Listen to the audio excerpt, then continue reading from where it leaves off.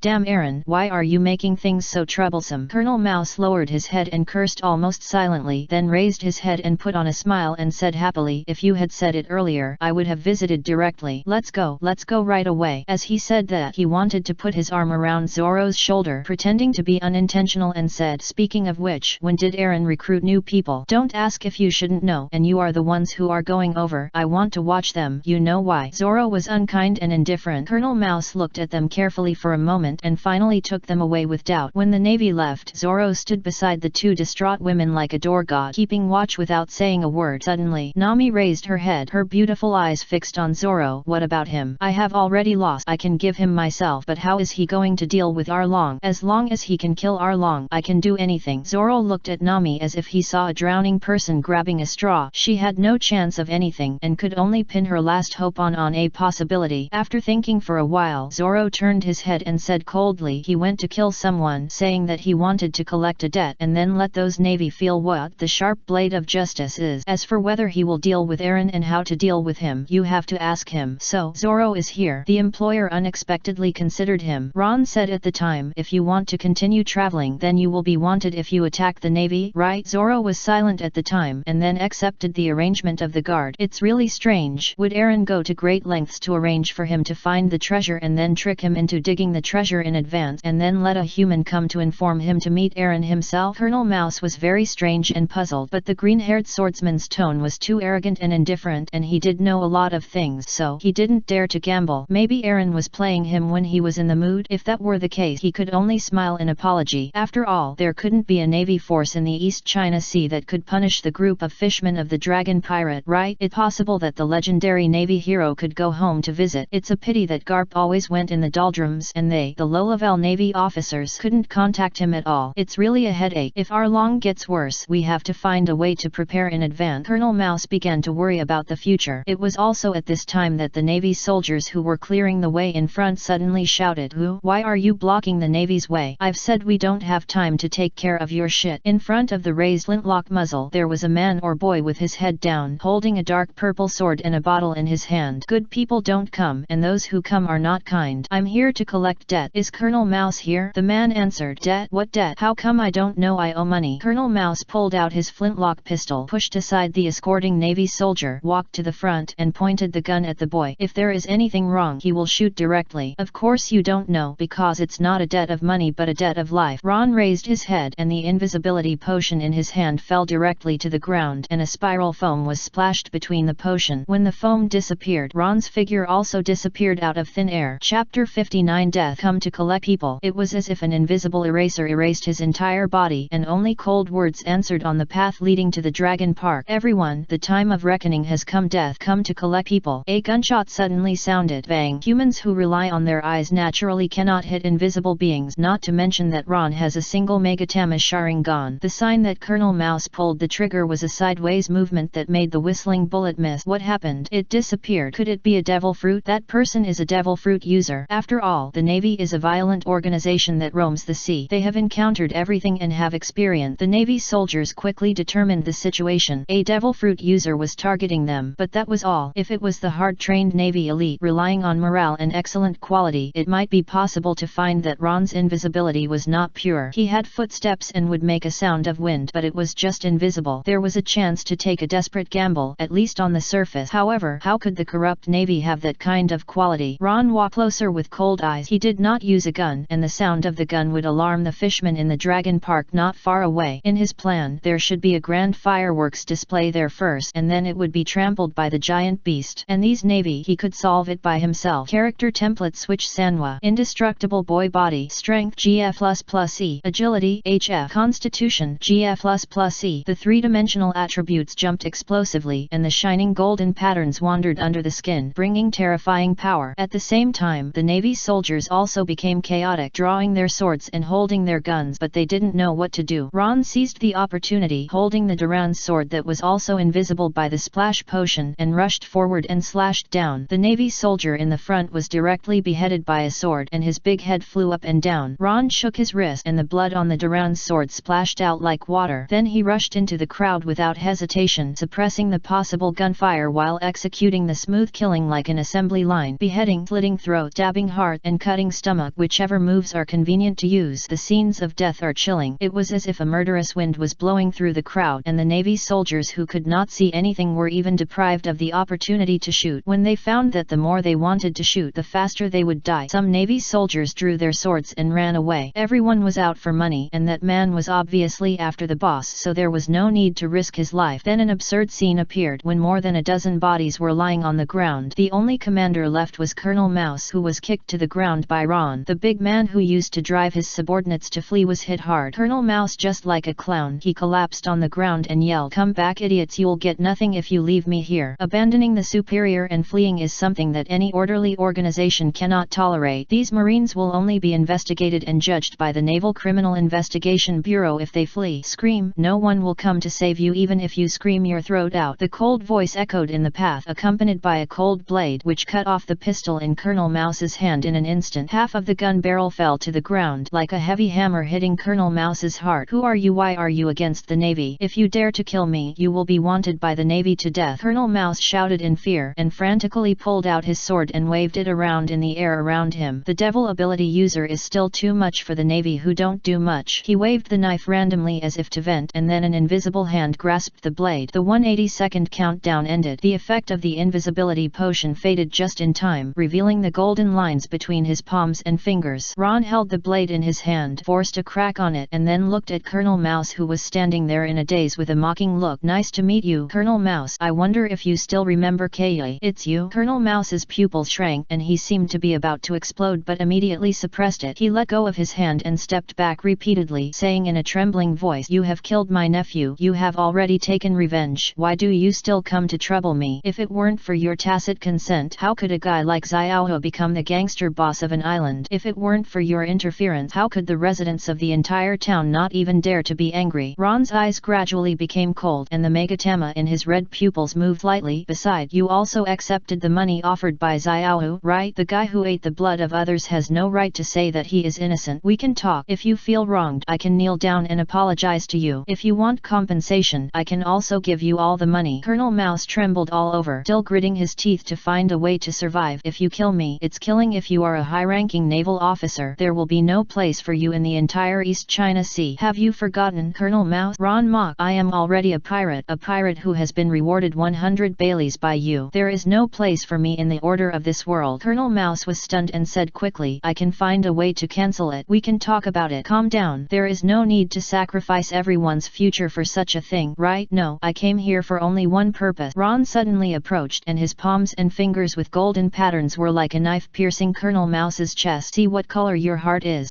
You. Colonel Mouse felt a pain in his chest and his eyes fell into darkness. The cold invaded and dragged him into the abyss of death. Ron slowly withdrew his bloody hand, holding a fresh beating heart between his palms and fingers. He looked at it carefully and then said coldly, although it looks the same as mine, it is a wicked black heart. After he finished speaking, his palm and fingers crushed the heart into meat paste like iron pliers and slapped it on the ground and turned it into meat paste. Ron didn't even look at it and swung the Doran sword to cut off Colonel Mouse's head. Then he walked towards the orange orchard. The gunshot only sounded once, and the dragon pirates would probably think that it was the Navy who fired the gun. In fact, the Navy fired a shot before, but no fishermen came. So, if there is no large-scale gunfight, the fishermen will not come here rashly. Aaron, that bastard, will do a good job of pretending to be unrelated. While walking, I heard the sound that the Navy also appeared to the Caucosia villagers in the Dragon Park, and the leader was naturally Aegean. Chapter 60 Feedback on the situation of this book and today's update. As the title says, I just got up. Today's 4,000 words are still being written, and it may not be published until the evening. Then I'll tell you another piece of news. Gideon has 4 rounds of recommendations for new book with a PK mechanism. Currently, it's the first round of recommendations. This book has received the second round of recommendations next week, but there's no hope for the third round of recommendations. The editor has arranged for it to be put on the shelves on Monday, which means that the fee will start on the 20th. This is basically a consensus. New books that meet certain standards will be put on the shelves immediately, which is arranged by the editor. That is, it will be put on the shelves the day after tomorrow, and I hope that readers can subscribe. Even if you want to support the book, give it a first order, which is a matter of a few cents. After the first order exceeds 500 after the book is put on the shelf, I will prepare to give everyone support by making 10,000 a day for a month. If the performance increases, I will continue to make 10,000 a day until the book is finished. This is my best effort. After all, making 10,000 a day is too brain-consuming. Then let's talk about the feedback issue. The most common feedback I have received so far is wordy and too watery. To be honest, I don't quite understand why I was scolded like this. I went to the author group to ask for advice these days. A big guy said that it should be because of too many psychological activities and too many explanations. You have to give a reasonable explanation for everything you do. The starting point is good and it can help readers understand my ideas, but if it appears too many times, it will become a dialogue with several lines of explanation below and then another sentence with another explanation below. This will make readers feel awkward. The advice from the big guys is moderate amount. At present, I am preparing to solve this problem and see how to write without so many explanations. However, due to the mechanism of Gideon, it is basically impossible to delete too much of the first 100,000 words, otherwise it will be judged as insufficient and the full attendance will be cancelled. For Puja, full attendance is too important. Then there is the problem of PS. The first failure is the artificial intelligence with intelligence. I will find time to delete and modify the plot of worshipping Mr. PS. Then there is the problem of PS speaking too many times. Some people think this problem is good and some people think it is disgusting. Let's put it aside for a while and see the feedback. During this period, try to make it appear less. There is another feedback, which is the development of the protagonist's ability system. Some readers scolded that it was a hammer here and there and didn't know what it was writing. Some people also said that there is a template switch, which is to increase the combat power of the protagonist. Here is a general idea. The protagonist's current abilities are all based on the dimensional roulette. Because the number of cards accumulated in his hand is too small, there is no way to develop any interesting abilities. This is why there is a template switch, because the showy operation requires a template switch to be developed by the protagonist naturally. For example, Tom and Jerry's horror horn sprays the protagonist with 7 templates and splits him into 7 people. 7 beat 1. Like this, it's equivalent to the clone technique, or the Dragon Ball's combination earrings, which are suitable for the protagonist with 2 templates. The horror horn sprays and then puts on the earrings to merge with himself, so it's not that the protagonist protagonist has no desire to develop but that the accumulated cards are not enough. Then, the template can be combined into 7 in a natural way. This is probably the author's idea, and it is also the main development direction of the protagonist's physical ability. So it's not that there is no development prospect, but it has not been shown yet. In addition, there is the Sharingan skill system and the equipment system of Minecraft, which are all the strength of the protagonist. There is already an idea. As for the Vajra indestructible boy body, it is actually intended to be abandoned. The inability to upgrade is to make it natural to abandon it. After all, the positioning of this skill is to transition to the early stage at the beginning. Then there are also problems such as not to remove the number of words in the attribute list while writing. The author will read the comment but will delete the post that criticize after recording the problems. I am afraid that my sensitive heart will affect my writing. The above is probably the author's summary of the current situation. If there are mistakes, I will correct them if I can. Some things cannot be changed, such as a ship sold for 3 million Baileys. I can't do anything about the text that has already been published, because there are too many things involved. It may take several days to make a change. If there are readers who are still dissatisfied with the author and think that this book has problems everywhere, my suggestion is not to embarrass each other. Kidian is a big website. There is always a book that suits you. And Chapter 61. Another round of draws for the loser. Nami, are you Koya? Aegean recognized Ron, who was holding the head of the naval commander. At a glance, he seemed to think of something and his eyes turned red. How much more sacrifices do we have to make before we can usher in the dawn of hope? A question mark appeared above Ron's head and he stopped without knowing why. Aegean seemed to be in some kind of conjecture and looked a little confused. You can make the Navy come by doing this, but you will also be wanted by the Navy, right? No, you think too much. Aaron, I will solve it myself. Ron probably guessed Aegean's thought, shook his head and walked away with the head. He didn't plan to talk to the villagers of Kokosia. It's better to say that the worse the relationship the better. First, Koya is the predecessor's matter. He is the replacement. Second, if the relationship is too close, it is easy to be implicated by him in the Navy. That's why Zoro will protect Nami and Nakiko. Looking at Ron's back, Aegean and a group of villagers bowed to the traveler with red eyes, because no matter what, the nightmare of the dragon pirates will disappear. After all, Colonel Mouse died here. Ron came to the orange orchard with brisk steps, always maintaining the template of Sanwa and the increase of chi. The template of the 3 babies was not consumed. If the requirement of switching was eliminated, it would basically be Ron's own physical talent. The requirement of switching templates was also a good thing in Ron's opinion. After all, he might draw other Calabash Brothers template, and if he had more template he could consider the 7 I known. Switching is for the 7 I known. Please stop scolding. Hey, is it solved? Zoro saw Ron coming from a distance and greeted him. Well, Zoro, go and bring Chester here. Okay. Zoro turned and left after hearing that, and Chester was placed far away. This place is the Navy. Ron put the head of Colonel Mouse aside and frowned at the orange orchard that had become a wasteland. Then his eyes fell on Nami and Nakiko. You're right. Nakiko was holding Nami, holding a half-dead orange seedling in his hand, and looked at Ron with a complicated expression.